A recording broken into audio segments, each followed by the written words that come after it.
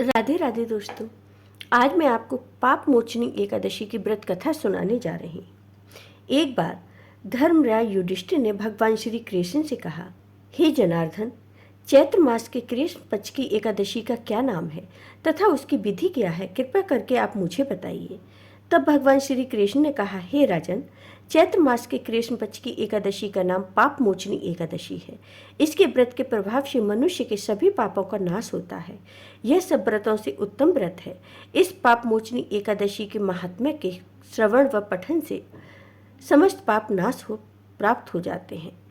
एक समय देव ऋषि नारद जी ने जगत पिता ब्रह्मा जी से कहा, महाराज, आप मुझसे चैत्र मास के कृष्ण पक्ष की एकादशी का विधान कहिए। ब्रह्मा जी कहने लगे, हे नारद, चैत्र मास की कृष्ण पक्ष की एकादशी पाप मोचनी एकादशी के रूप में मनाई जाती है। इस दिन भगवान विष्णु का पूजन किया जाता है। इसकी कथा मैं तुम्हें सुनाता हूँ, ध्यान पूर्वक सुनो।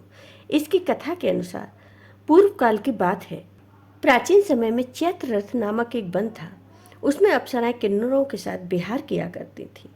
मनुघोषा नामक अप्सरा मुनिवर मेधावी को मोहित करने के लिए गई। वे महर्षि उसी वन में रहकर ब्रह्मचर्य का पालन करते थे। मनुघोषा मुनि के भय से आश्रम से एक कोस दूर ही ठहर गई और सुंदर ढंग से बीणा बजाती हुई मधुर गीत गाने लगी। ऋषि मेधावी घूमते हुए उधर जा निकले और उस सुंदरी अप्सरा को इस प्रकार गान करते देख सेना सहित कामदेव से परास्त होकर बरवस मोह के वशीभूत हो गए। मुनि की ऐसी अवस्था देख मनुघोषा उनके समीप आई और बीड़ा नीचे रखकर उनका आलिंगन करने लगी। मेधावी भी उसके साथ रमण करने लगे। कामवश रमण करते हुए उन्हें रात और दिन का भी भान नहीं रहा। इस प्रकार मुनि जनोचित सदाचार का लोप करके अप्सरा के साथ रमण करते उन्हें बहुत दिन व्यतीत हो गए।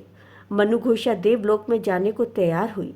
जाते समय उसने मुनिश्रेष्ठ मेधावी से कहा, हे ब्राह्मण, अब मुझे अपने देश जाने की आज्ञा दीजिए। मेधावी बोले, देवी, जब तक सवेरे की संध्या न हो जाए तब तक मेरे पास ही ठहरो। तब अप्सरा ने कहा, हे मुनिवर, अब तक न जाने कितनी संध्या चली गई, मुझ पर कृपा करके बीते हुए समय का विचार तो कीजिए। अप्सरा की बात सुनकर मेधावी के नेत्र आश्चर्य से चकित हो उठे।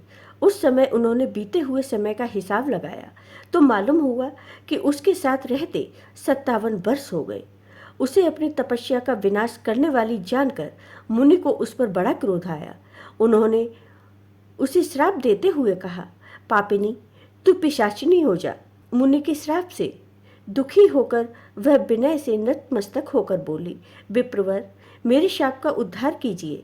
7 वाक्य बोलने तथा 7 पद साथ साथ चलने मात्र से ही सत्पुरुषों के साथ मैत्री हो जाती है। ब्राह्मण, मैंने तो आपके साथ अनेक वर्ष व्यतीत किए हैं, अतः मुझ पर कृपा कीजिए। तब मुनि बोले, मेरी बात सुनो, यह शाप से उद्धार करने वाली है।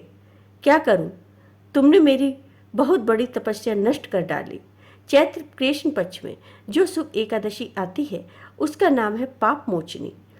वह सब पापों का क्षय करने वाली है, तो तुम उसी व्रत का पालन करो, इससे तुम्हारी पिशाचता दूर हो जाएगी।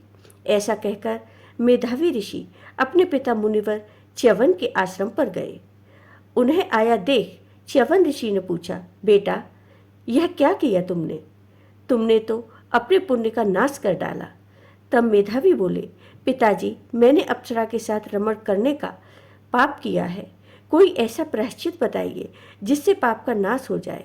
तब च्यवन ऋषि ने कहा, बेटा, चैत्र कृष्ण पक्ष में जो पाप मोचनी एकादशी होती है उसका व्रत करने पर पाप राशि का विनाश हो जाएगा। पिता का यह कथन सुनकर मेधावी ने उस व्रत का अनुष्ठान किया।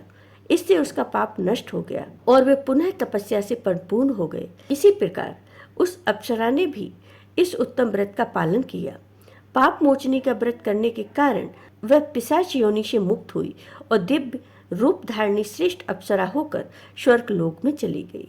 इस तरह जो मनुष्य एकादशी का व्रत करते हैं उनका सारा पाप नष्ट हो जाता है। इसको पढ़ने और सुनने से सहस्त्र गोदान का फल मिलता है।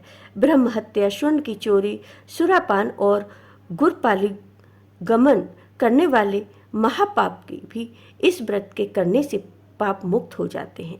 यह व्रत बहुत पुण्यमय है। जय हो भगवान विष्णु की। आपको ये वीडियो पसंद आया हो तो लाइक कीजिए, शेयर कीजिए और मेरे चैनल को सब्सक्राइब कीजिए। साथ ही बेल आइकॉन पर क्लिक जरूर कीजिए जिससे हमारे वीडियो के नोटिफिकेशन आपको मिलते रहें। धन्यवाद दोस्तों।